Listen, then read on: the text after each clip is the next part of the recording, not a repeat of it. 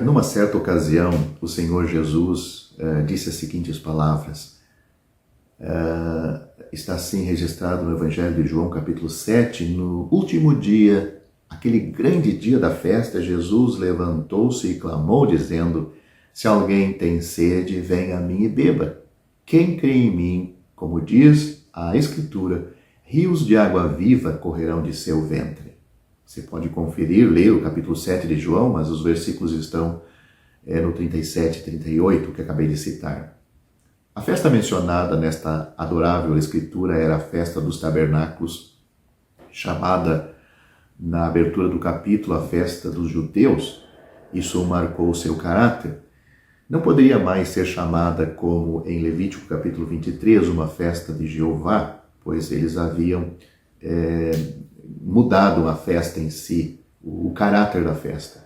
O Senhor não era o centro da festa. Tornou-se uma formalidade vazia, uma ordenança impotente, um pedaço de rotina estéril, algo em que o homem poderia se gabar enquanto Deus estava totalmente excluído.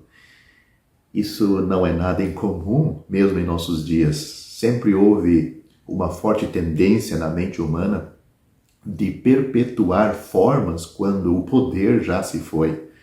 O poder pode se revestir de uma certa forma, e desde que a forma seja a expressão do poder, tudo está bem e tudo está bom para o homem natural, o homem carnal, o homem sem fé.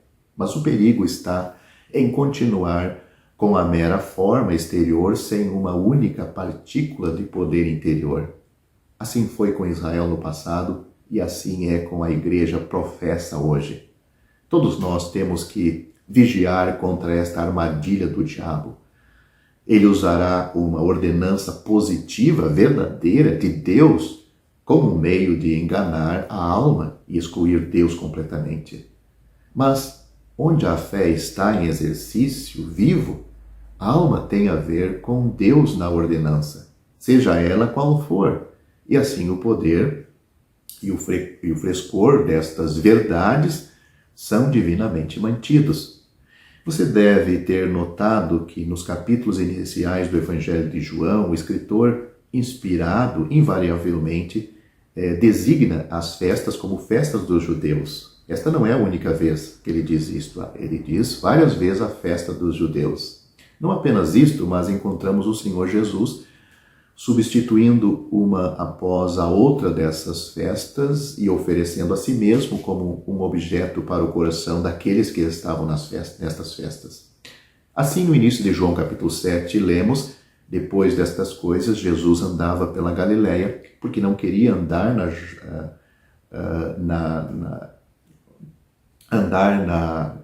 na Judéia, porque os judeus procuravam matá-lo. Agora a festa dos tabernáculos dos judeus estava próxima.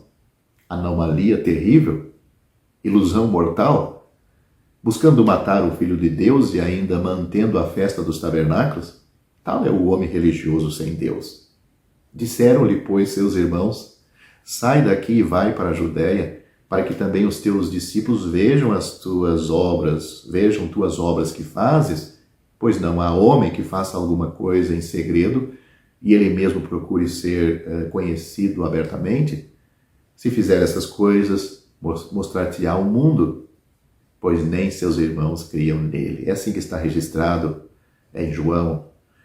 Por mais próximo que seus irmãos estivessem dele, do Senhor Jesus, segundo a carne, eles não o conheceram, não creram nele. Eles queriam que ele fizesse uma exibição de si mesmo perante o mundo. Eles não conheciam o objetivo de Cristo. Ele não veio do céu para ser contemplado, admirado depois. Todo mundo se maravilhará após a besta. É assim que está registrado em Apocalipse, no futuro.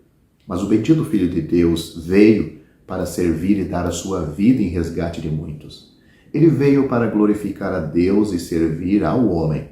Ele, portanto, recusou-se a se exibir na festa.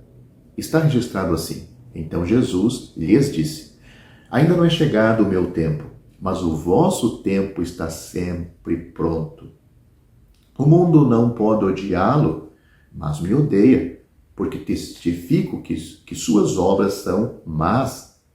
Subi a esta festa. Eu ainda não subo a esta festa, porque o meu tempo ainda não chegou. Depois de lhes ter dito essas palavras, ficou ainda na Galileia. Mas quando seus irmãos subiram, então ele também subiu para a festa, não abertamente, mas como em segredo. E para que ele subiu? Ele subiu para servir. Ele subiu para glorificar a seu Pai e para ser o servo voluntário da necessidade do homem. Por volta do meio da festa, Jesus subiu ao templo e ensinava, e os judeus se maravilharam, dizendo: como sabe este homem letras, não as tendo aprendido? Jesus respondeu-lhes, dizendo: a minha doutrina não é minha, mas daquele que me enviou. Aqui sua glória moral, como o servo que se esconde, ela brilha. Minha doutrina não é minha, ele disse. Tal foi sua resposta àqueles que se perguntavam de onde ele obteve seu aprendizado. Infelizmente, eles não o conheciam. Seus motivos e objetivos estão além do conhecimento de homens carnais e mundanos. Não estavam além disto.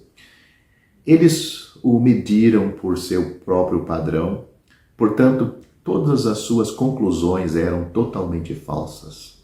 Se alguém quiser fazer a vontade de Deus, pela mesma doutrina conhecerá se ela é de Deus ou se eu falo de mim mesmo. Assim disse Jesus. O bendito não falava de si mesmo, como se fosse independente do Pai, mas como aquele que vivia em absoluta e completa dependência e em comunhão ininterrupta, tirando todas as suas fontes do Deus vivo, nada fazendo, nada dizendo, nada pensando além do Pai. Temos a mesma verdade com referência ao Espírito Santo no Evangelho de João, capítulo 16. Note o que está dito lá. Todavia, quando vier o Espírito da verdade, ele vos guiará em toda a verdade, porque não falará de si mesmo, mas tudo o que ouvir falará, e ele lhe mostrará as coisas que virão. O Espírito Santo não falou de si mesmo como independente do Pai e do Filho, mas como um em plena comunhão com eles. Devemos nos voltar para as palavras que formam o assunto especial deste vídeo, do qual eu citei no início do vídeo. No último dia, o grande dia da festa, levantou-se Jesus e clamou, dizendo: se alguém tem sede, venha a mim e beba. Aqui colocamos diante de nós uma verdade de preciosidade infinita e imenso poder prático. A pessoa de Cristo é a fonte divina de todo o frescor e energia espiritual. É somente nele que a alma pode encontrar tudo o que realmente precisa. É a ele que devemos ir para todo o nosso refrigério e bênção pessoal.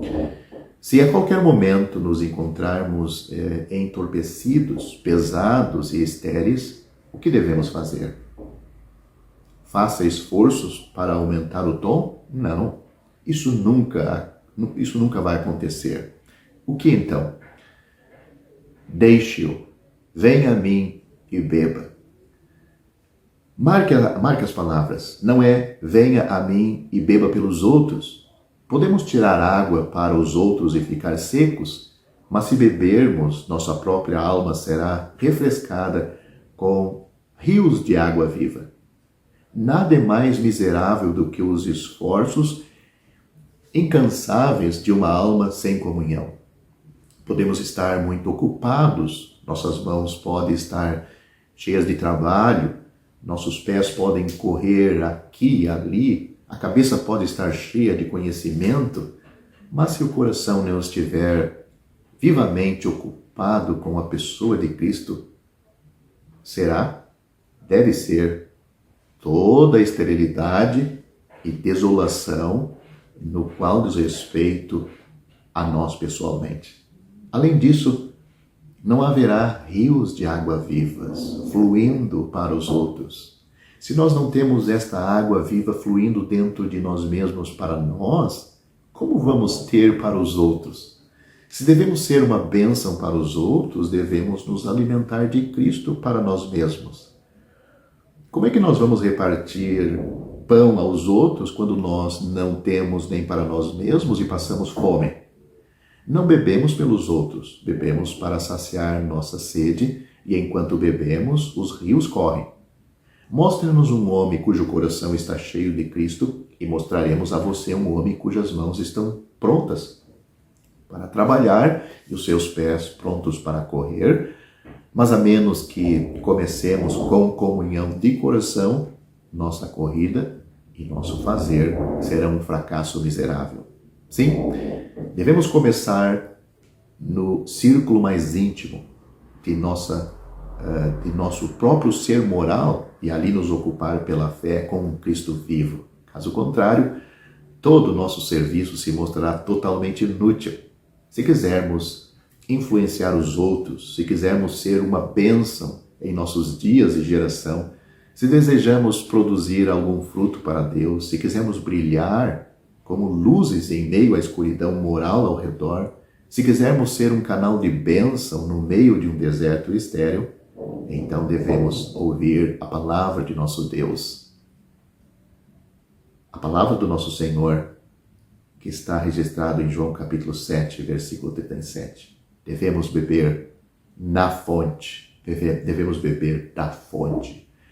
Beba ainda, beba sempre, beba muito, e então os rios devem fluir. Se eu disser, devo tentar ser um canal de bênção para os outros, apenas provarei minha própria tolice e fraqueza. Mas se eu trouxer minha vasilha vazia para a nascente e enchê-la, então, sem o menor esforço, os rios fluirão de mim. Mas a fonte é outra. A fonte não sou eu. A fonte é Cristo que está em mim. E isto é bênção para mim e bênção para os outros.